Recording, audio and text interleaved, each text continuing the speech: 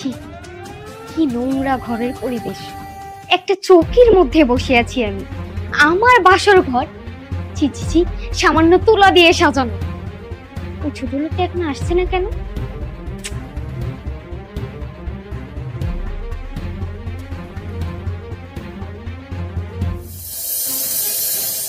এই, তুই কি আমাকে বিয়ে করেছিস আমাকে মারার জন্য? কেন আমি এইসব করতে যাবো কেন? কেন এখনো বুঝতে পারছিস না আমি কোন জায়গার মেয়ে, আমি কোথায় বড় হয়েছি জানিস তুই? আর আমাকে আমাকে বিয়ে করে একটা ভাঙা টিনের ঘরে নিয়ে এসেছিস, আমার বাসর ঘর সাজিয়েছিস সামান্য প্লাস্টিকের ফুল দিয়ে। ছি ছি ছি, বিছানার কি অবস্থা, আমি এই ঘরে কিভাবে থাকবো? এইসব কথা আমার কাছে জিগাইতেছেন? এইসব কথা জিগাইলে আপনার আব্বার কাছে জিগান। শুনেন, বিয়ের আগে আপনি খুব ভালো করে জানেন আমি একজন জেলে। জেলের ঘর এর থেকে ভালো হয় না। শুধু শুধু এইসব কথা চিন্তা না কইরা আজকে আমগো বাসর ঘর এটা নিয়ে চিন্তা করেন। দেখ, আমি তোর এত কথা শুনতে চাচ্ছি না। আমি তোর সাথে এই ঘরের মধ্যে সংসার করতে পারবো না। এরকম একটা টিনের বাড়িতে থাকা আমার পক্ষে অসম্ভব। তুই একটা কাজ কর, তুই আমাকে নিয়ে আমার বাবার বাড়িতে দিয়ে আয়। আমি এখানে থাকতে পারবো না। আপনি চাইলেই তো আপনার বাড়িতে আমি আগাই দিতে পারি না। আপনার লগে যেহেতু আমার বিয়ে হয়েছে, আজকে আমগো বাসর যাই, বাসর করমু। তারপর না হয় যদি আপনার মনে হয় যে বাবার বাড়ি যাইতে হইব তাহলে যাইবেন। এই শুনেন, এত কথা বাড়াইতে চাইতেছি না, অনেক রাত হয়ে গেছে। আর চাপেন, আমি শুমু। ঘুমাবো মানে? তুই আমার সাথে ঘুমাবি এই রুমে, এই খাটের মধ্যে? দেখ, তুই যদি এই রুমে থাকিস তাহলে আমি এই রুমে থাকবো না, আমি রুমের বাইরে গিয়ে ঘুমাবো। তাই তুই চিন্তা করে দেখ যে রুমের বাইরে কে ঘুমাবে, আমি নাকি তুই? যাইতেছি যাইতেছি, আমি বাইরে চলে যাইতেছি। এই যা, ঘুমাও তুমি।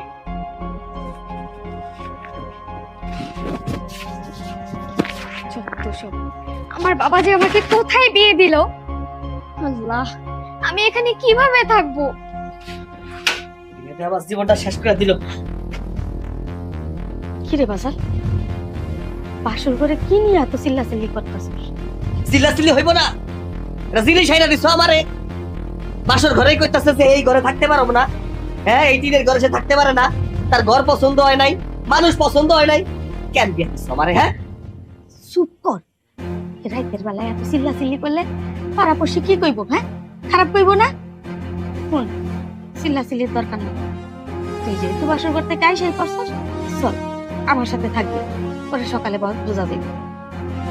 চল ঘুমা তুই। চল না।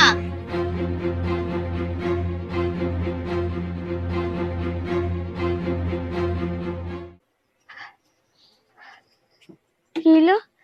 রান্নাঘরের দরজা লাগানো। দেখছো দেখছো, বড় লোকের বেডিরে কখন কইয়া গেছি রান্না চড়াইতে। আমার পুলাটা আবার নদীতে যাইবো মাছ মারতে, এখনো রান্নাঘরের দরজাই খুলে নাই। কি একটা বউ যে আমার কান্দে ঝাপাইয়া দিল ওর বাপে, আল্লাহ, আমি আর সইতে পারতাছি না। ওই বড় লোকের বেডি, বৌমা, কি যন্ত্রণা। ওই বৌমা।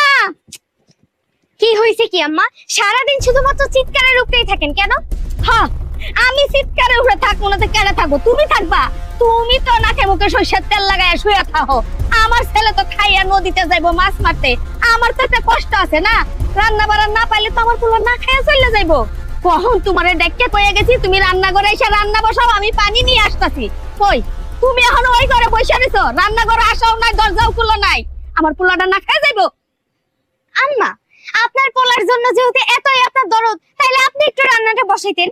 দেখেন, আমি এত রান্নাটা নিয়ে কিছু করতে পারুম না। আমার বাপের বাড়িতে এসব রান্না করার অভ্যাস আমার ছিল না। আপনার রান্না করতে হলে আপনি নিজে করে আনেন। হইছে হইছে, আর তর্ক করো না। তর্ক না করে এখন যা রান্না বসাও। রান্না না বসাইলে খাইবা কি? হ্যাঁ, আমার খাওয়া নিয়ে আপনার চিন্তা করতে হইব না, আমি রান্না বসাইতে পারুম না। আমি আমার খাওয়ান ফুড পান্ডায় অর্ডার দিয়ে দিছি, কিছুক্ষণের মধ্যে চলে আসবো। ফুড পান্ডা? এইটা আবার কি? মা, খাবার দাও, আমি নদীতে যাবো। খাবার কই থেকে দেবো? হ্যাঁ, আমি পানি আনতে গেছি, তোর বউরে কইছি যায় রান্না করো, আমি আইসা তারে ডাইক্কা নিয়ে আসছি, ও রান্না করতে আসছে নাই। কি মা এসে কি কইতাছে? তুমি রান্না বসাও নাই? না, আমি রান্না বসাইনি। প্রতিনিয়ত একই নাটক দেখতে দেখতে আমি অতিষ্ঠ হয়ে গেছি। তোমার সমস্যাটা কি? তুমি যদি রান্না না বসাও তাহলে আমি খাবো কি? তুমি কি খাইবা সেটা আমি কেমনে কমু? প্রত্যেকটা দিন রান্না করা কি আমার দায়িত্ব, আমার কর্তব্য? কেন আমার করতে হইবে এসব? আমি এসব করতে পারব না।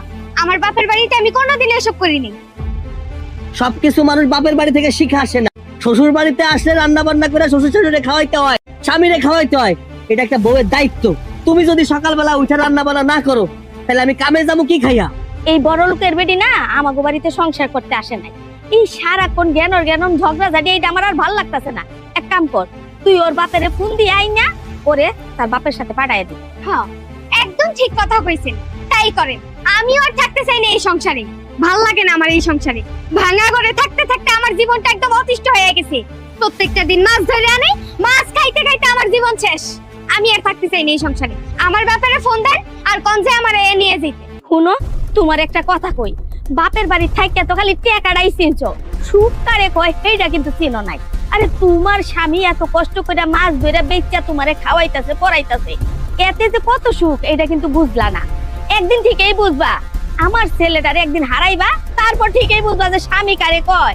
আর শুনো, তুমি সব সময় একটা কথা কও, ভাঙা ঘর ভাঙা বাড়ি। এই ভাঙা ঘরটাই কিন্তু তোমার স্বামীর। তোমার তো তাও ভাঙা ঘরটা আছে, অনেক মহিলা আছে যাদের কিনা একটু ঘরও নাই, ঠিক মতো স্বামীরাও পায় না, দেহাও করে না, এরপরে ওরা কিন্তু সংসার করে ঠিকই খাইতাছে। তোমারে আল্লাহ শুকর দিল না।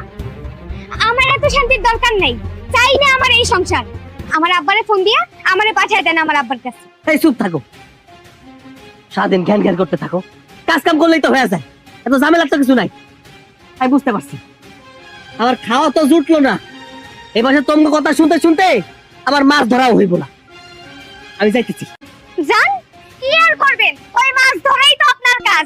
আপনি তো অতটুকুই পারেন, আর তো কিছু পারেন না। হইলো তো? হ্যাঁ, এখন তোমার মনের আশাটা মিশছে। আমার পোলাটা না খাইয়া চইলা গেছে, আস্তে আস্তে আরেকবার সন্ধ্যা বেলায় আসবো। তুমি তো খাওয়ান ঠিক খাইয়া লইবা, কিন্তু আমার পোলাটা কি খাইয়া থাকবো? হ্যাঁ, নদীর জল খাইয়া থাকবো? আম্মা, দয়া করে আপনি একটু চুপ থাকেন। আপনার এত তর্ক শোনার মতো সময় আমার কাছে একদম নেই। একটু চুপ থেকে আমার এখন একটু যাইতে দেন। হায় রে আমার কপাল, ভাবছিলাম আমার এই সংসারে একটা সংসারী বউ নিয়ে আসবো। বউ আসছে ঠিকই, কিন্তু সংসারী না, একটা ভন্ডরে বিয়া করায় নিয়ে আইছি, যার জন্য কিনা আমার সংসারটা এখন তামা তামা হয়ে যাইতেছে। ফাজিল মেয়ে কোনহান।